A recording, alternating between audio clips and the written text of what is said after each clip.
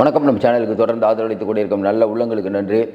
நேற்று குடியரசுத் தலைவருக்கு உரைக்கு கவனம் ஈர்க்கும் தீர்மானம் எல்லாரும் பேசுகிறாங்க. அதில் பலவிதமான சந்தேகங்கள். குறிப்பிடத்தக்க விஷயம் பார்த்தீங்கன்னா, திடீர்னு பார்த்தீங்கன்னா விலங்கு போட்டது சரியா தப்பான்னு பெரிய ஊடகங்கள்லாம் விவாதிச்சுட்டு இருக்குது. ஆனால் யாருமே விவாதிக்காத மறைக்கப்பட்ட விஷயம்னு பார்த்தீங்கன்னா, தேவகவுடா அவர்கள் பேசிய பேச்சு ரொம்ப முக்கியத்துவம். பிரதமர் மோடி இன்றைக்கி இருக்கார் என்டிஏவில் தலைவராக. ஆனால் அந்த இடத்துக்கு சந்திரபாபு நாயுடு வரணும் அப்படிங்கிற அவர் விருப்பத்தை தெரிவித்தார். அவரை கொண்டு வந்தீங்கன்னா நல்லாயிருக்கும் அப்படின்னு சொல்கிறார். எது குடியரசுத் தலைவர் உரைக்கு நன்றி தெரிவிக்கும் தீர்மானத்தில் இதை பேசுகிறார். கட்சி விஷயத்தை இங்கே பேசுகிறார்.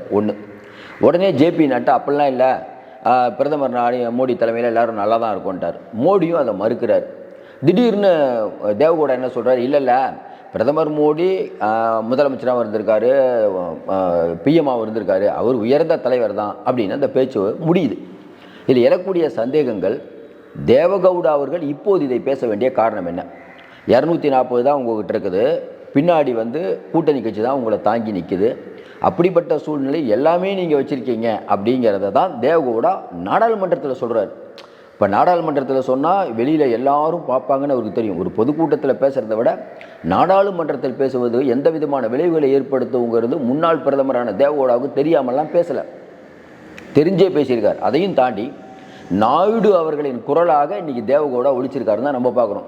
அப்போ நாயுடுக்கு என்ன ஆசை வந்துருச்சு? இயற்கையிலே தான் இருக்க இடம் கொடுத்தா வீட்டை கேட்பாங்கங்கிற கதை தான். நாயுடு என்ன நினைக்கிறாரு, நம்ம பிஜேபிக்கு முட்டு கொடுத்துட்ருக்கோம். பிஜேபி வக்பு வாரியம் கிக்போரியம் என்ன சொன்னாலும் நம்ம ஏதாவது ஒன்று பண்ணால் கூட நம்ம ஆதரிக்கிறோம். வெளியில் நமக்கு கெட்ட பேர் வருது.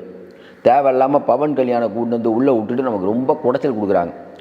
அதனால தான் தான் பையன் முதலமைச்சராகணும்னு நம்ம ஆளுங்களை கிளப்பி விட்டோம். யாரை? அந்த நாரா லோகேஷ். அப்போ இப்படி ஒரு சுச்சுவேஷன், ஒரு மறைமுகமான பனிப்போர் இன்றைக்கி நாயுடுக்கும் மோடிக்கும் நிலவுது அப்படின்னா உண்மை அது. ஏன்னா நாயுடு எப்படிப்பட்ட அரசியல்வாதிங்கிறது மோடிக்கு தெரியும், மோடி எப்படிப்பட்ட அரசியல்வாதிங்கிறது நாயுடுக்கு தெரியும். ரொம்ப தெளிவாக இருப்பார் ரெண்டு பேரும்.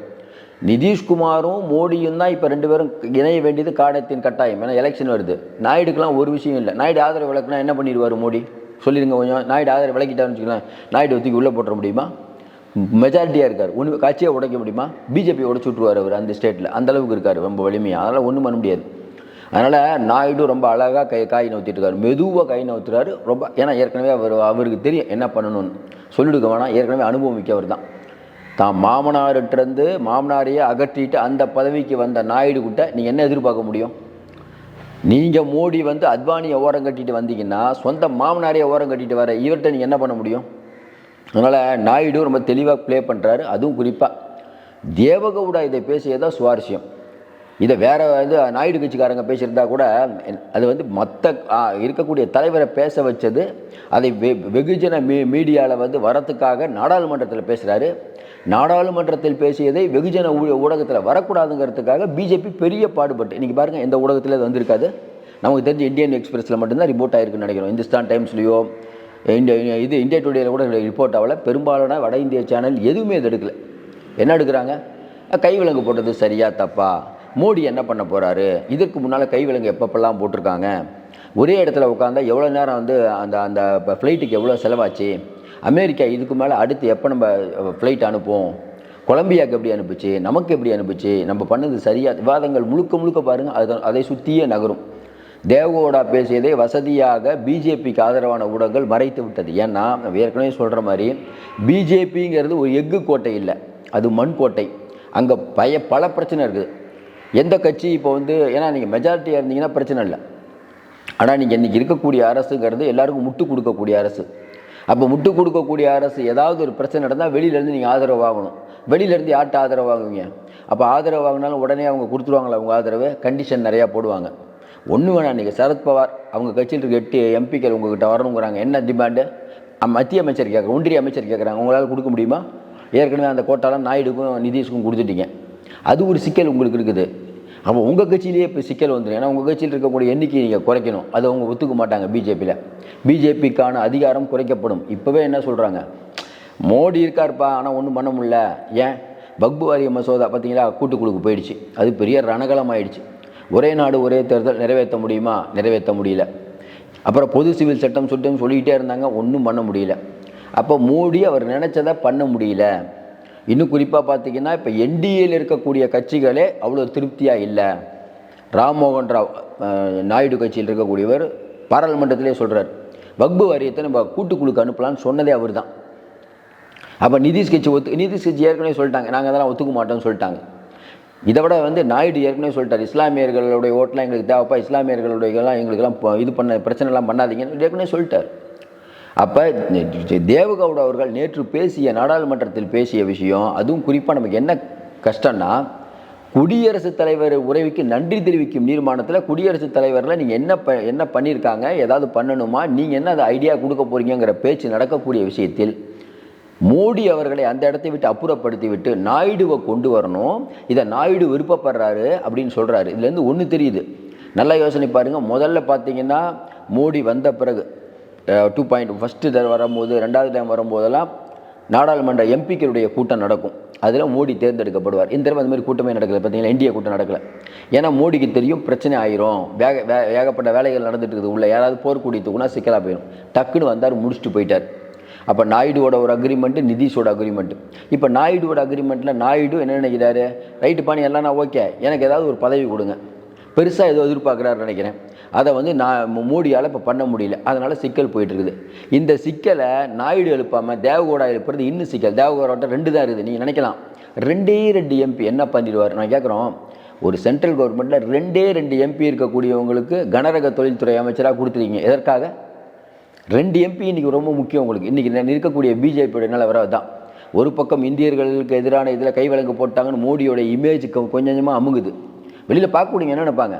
அதையும் தாண்டி இன்னொன்று விஷயம், இப்போ என்ன நடந்துட்டு இருக்குது ஆந்திராவில், பிஜேபிக்காக வியூக வகுப்பாளர்கள் பிஜேபிக்காக வெளியில் அமெரிக்காவில் பேசினாங்கல்ல நிறையா வலதுசாரிகள், அதில் பிஜேபிக்கு முட்டு கொடுத்தவங்களில் பெரும்பாலும் யாருன்னா ஆந்திராவை சேர்ந்தவர்கள்.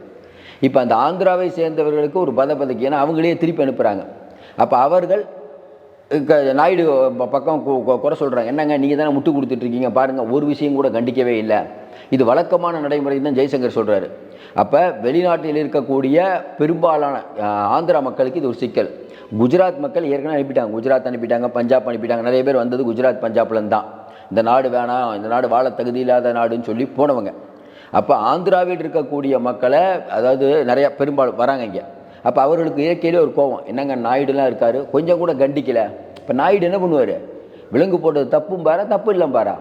சொந்த நீங்கள் என்ன தான் இருந்தாலும் தமிழ்நாட்டில் இருக்க யாரோ ஒருத்தரை விலங்கு போட்டு அனுப்பியிருந்தாங்கன்னு வச்சுக்கோங்களேன், நம்ம என்ன நினைப்போம், என்னங்க தமிழர்களை இப்போ கொஞ்சம் யோசனை பாருங்களேன். வந்த ஃப்ளைட்டில் தமிழர்கள் யாராவது இருந்து, இந்திய மக்களுக்கே நம்ம டிபேட்லாம் வச்சு பேசுகிறோம், தமிழர்கள் யாராவது ஒருத்தர் இருந்து மனித உரிமை பாதிக்கப்படுவதை யாரும் ஏற்றுக்கொள்ள முடியாது. உலகம் முழுவதும் ஒருத்தர் தவறு செஞ்சால் தண்டனை கொடுங்க, அதில் மாற்று கருத்து இல்லை.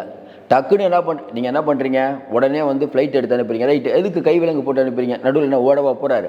அப்போ நீங்கள் என்ன சொல்ல வரீங்க, எப்பா எங்கள் நாட்டுக்கு வந்தால் இதுதான் தண்டனை அப்படின்னு சொல்ல வரீங்க. இது எதிரில் இருக்கக்கூடிய இந்தியாவால் என்ன பண்ண முடியும்னு கேட்குறீங்க. இந்தியாவால் என்ன பண்ண முடியும், கண்டிப்பாக ஒரு கேள்வி கேட்கலாம், என்னங்க அதை இந்த மாதிரிலாம் பண்ணாதீங்க, அதாவது கேட்கலாம்ல. நீங்கள் அவருக்கு ஒத்துக்கிறோம் வேணாம்லாம் கேட்கலாம்ல, ஏன் கேட்கல. அப்போ அதை பார்த்து உங்களுக்கு என்ன பயம், ட்ரம்ப்புக்காக நீங்கள் தானே ஓட்டை கேட்டீங்க, ஆப்கே பார் ட்ரம்ப் சர்க்கார்னு கேட்டீங்க, இதெல்லாம் தேவையா உங்களுக்கு. இன்றைக்கி வலதுசாரிகள் முழுக்க அங்கே இருக்கக்கூடிய வலதுசாரிகள் இன்னும் ட்ரம்ப் ஆதரிக்கிறாங்க. ட்ரம்ப் நல்லவரா கெட்டவராங்கிறத அடுத்து நம்ம பேசலாம். இந்த விஷயம் இன்றைக்கி பெருசாகிட்டு இருக்குது. நாயுடுவால் பேச முடியல. அடுத்து ஆந்திராவிலேருந்து யாராவது கைவிலங்கு போட்டோம்னா நாயுடு இதே மாதிரி அமைதியாக இருப்பாரா, கொஞ்சம் யோசனை பாருங்கள். சுயமரியாதை உள்ள தமிழ்நாட்டில் யாராவது ஒருத்தர் நம்ம இருந்தால் விட்டுருவாங்களா. அதில் நாயுடு மெல்ல இப்போ முதல் பாயிண்ட்டுக்கு வந்துருச்சு, எனக்கு அந்த தலைவர் பதவி கொடுக்கல அப்படின்னு இவர் கேட்க போக, அதெல்லாம் இல்லை மோடியே தலைவராக இருப்பார்னு சொல்லிட்டாங்க. இதை நாயுடு எப்படி எடுத்துக்க போகிறாருன்னு தெரில. நாயுடு சொல்லாமல் தேவகவுடா கேட்க வாய்ப்பே இல்லை, எழுதி வச்சுக்காங்க. நாயுடு இது தேவகவுடாக்கு என்ன விருப்பம், நாயுடு என்டிஏ கன்வீனராக கொண்டு வரதுக்கு என்ன விருப்பம். அதனால் ஒரு புகையை ஆரம்பிச்சிருச்சு. இப்போயும் நீங்களே பாருங்களேன், இந்த பிரச்சனை இது தேவையா.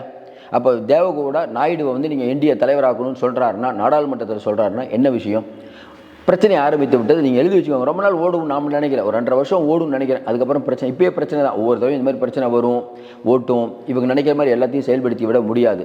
நீங்கள் நினைக்கிறீங்க எல்லாம் உங்கள் கைக்குள்ளே வந்துருச்சுன்னு, உங்கள் கையில் எதுவும் இல்லை அப்படிங்கிறது காலம் உங்களுக்கு புரிய வைக்கும். மீண்டும் சந்திப்போம். நன்றி, வணக்கம்.